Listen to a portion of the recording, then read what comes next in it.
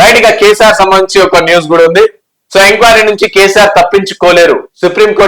సుప్రీంను ఆశ్రయించక ముందే 78 పేజీల నివేదిక రెడీ చేసిన జస్టిస్ నరసింహన్ రెడ్డి. సో మనం ఇటు ఏదైతే ఒక కరెంట్ కి సంబంధించి కమిషన్ కూడా ఏర్పాటు చేసి దానికి సంబంధించి జస్టిస్ నరసింహన్ రెడ్డి కమిషన్ ఏర్పాటు చేసిండ్రు. సో అక్కడ జస్టిస్ నరసింహన్ రెడ్డి ఎవరైతే ఎంక్వైరీ చేస్తున్నారో దీనిపైన కంప్లీట్ కమిషన్ చూసుకుంటారో సో అతన్ని ఈ కమిషన్ నుంచి తప్పించాలని చెప్పేసి కేసీఆర్ సుప్రీంకోర్టుకు కూడా వెళ్ళారు. సో అక్కడ కొన్ని వ్యాఖ్యలు కూడా చేశారు. సో ఎంక్వైరీ నుంచి కేసీఆర్ ఎలాగైనా సరే తప్పించుకోలేరని చెప్పేసి వ్యాఖ్యానించారు. కేసీఆర్ ఒక్కరే నా లేఖకు నేరుగా సమాధానం ఇవ్వాలి. కేసీఆర్ ఒక్కరే నా లేఖకు నేరుగా సమాధానం ఇవ్వలేదు.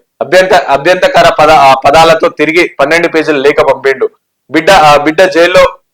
బిడ్డ జైల్లో పడ్డాక కేసీఆర్ కు ఇంకెక్కడి పరువు ఉందని చెప్పేసి కామెంట్ చేశారు.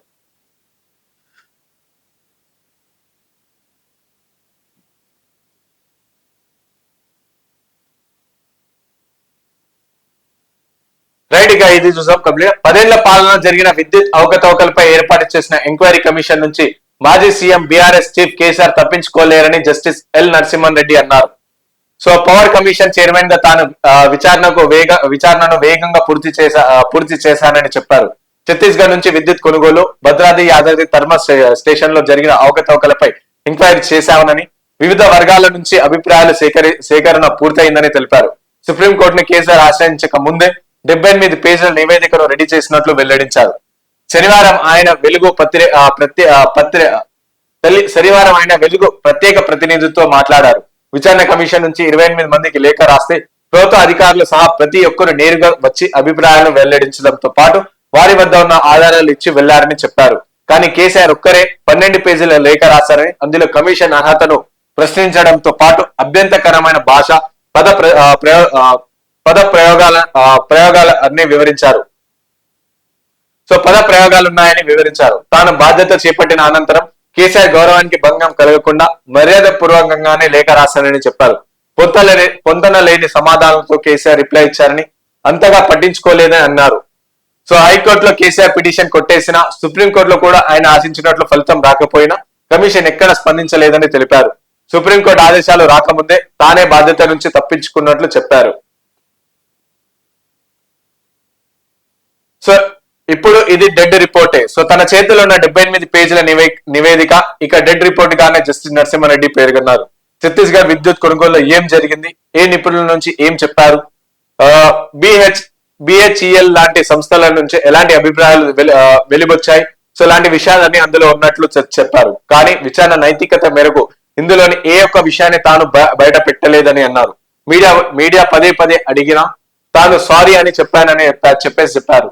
కొత్త కమిషన్ తనదైన పద్ధతుల్లో విచారిస్తుందని, నివేదికను ప్రభుత్వానికి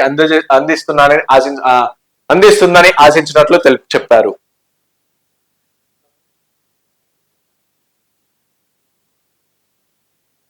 సో 10 ఏళ్ల పాలన అనేక అరాచకాలు, తెలంగాణ ప్రత్యేక రాష్ట్రం సిద్ధించాలని, స్వయం పాలన రావాలని తాను కోరుకున్నట్లు జస్టిస్ నరసింహారెడ్డి చెప్పారు. కానీ రాష్ట్రం ఏర్పడ్డాక 10 ఏళ్ల పాలనలో అనేక అరాచకాలు జరిగాయని తెలిపారు. భూముల పరంగా చెప్పలేనంత విధ్వంసం జరిగాయని పేర్కొన్నారు. పాలసీ వైఫల్యాలు కొట్టినట్టు కనిపించాయని కూడా చెప్పారు. సో తెలంగాణలో ఆస్తులు కాదు పరువు ముఖ్యం, తెలంగాణలో ఆస్తులు కాదు పరువే ముఖ్యమని జస్టిస్ నరసింహారెడ్డి పేర్కొన్నారు. బిడ్డ కవిత జైల్లో పడ్డాక కూడా ఇక కేసీఆర్ పరువు ఎక్కడుందని అన్నారు. బిడ్డ జైలు పాలైతే పట్టదు గాని రాజకీయాల్లో కావాలనా అని కేసీఆర్ ఉద్దేశించి వ్యాఖ్యానించారు. తెలంగాణలో పరువు తీశారని అన్నారు. ఇక విద్యుత్ కొనుగోలులో కేసీఆర్ పాత్ర గురించి తన కమిషనే చెబుతుందని అన్నారు. మీడియా తిప్పి అడిగినా తన సమాధానం ఇదేనని చెప్పారు. సో ఇట్లా నిన్న జస్టిస్ నరసింహారెడ్డి కమిషన్ ఏదైతే ఉందో సో అది కేసీఆర్ సంబంధించి సో కేసీఆర్ ఏదైతే తను ఈ విచారణ నుంచి తను జస్టిస్ నరసింహారెడ్డి తప్పు కావాలని చెప్పారు. సో కేసీఆర్ చెప్పడానికి ముందే నేను తప్పించుకున్నాను. దానికి సంబంధించి పూర్తి ఆధారాలతో 78 పేజీల ఒక బుక్ ని కూడా సో ప్రభుత్వానికి అందించిన అని చెప్పేసి నిన్న జస్టిస్ నరసింహారెడ్డి కూడా చెప్పారు. సో ఎలాగైనా సరే ఈ విచారణ నుంచి కేసీఆర్ ఎలాగైనా సరే తప్పించుకోలేడని చెప్పేసి చాలా కరాఖండిగా చెప్పారు. అండ్ కేసీఆర్ అన్నారు నా పరువు ప్రతిష్టకి భంగం కలుగుతుంది ఈ కమిషన్ వల్ల అని చెప్పి కేసీఆర్ అన్నారు కదా. సో దానికి కౌంటర్ గా నీ బిడ్డ కవిత కేసీఆర్ జైల్లో ఉన్నప్పుడే నీదేదైతే పరువు ఉందో అది బయట పోలేదు, అలాంటి దీనిపైన ఎలా అవుతుంది అని చెప్పేసి నేరుగా కూడా ప్రశ్నించినట్టు మనకు తెలుస్తాను.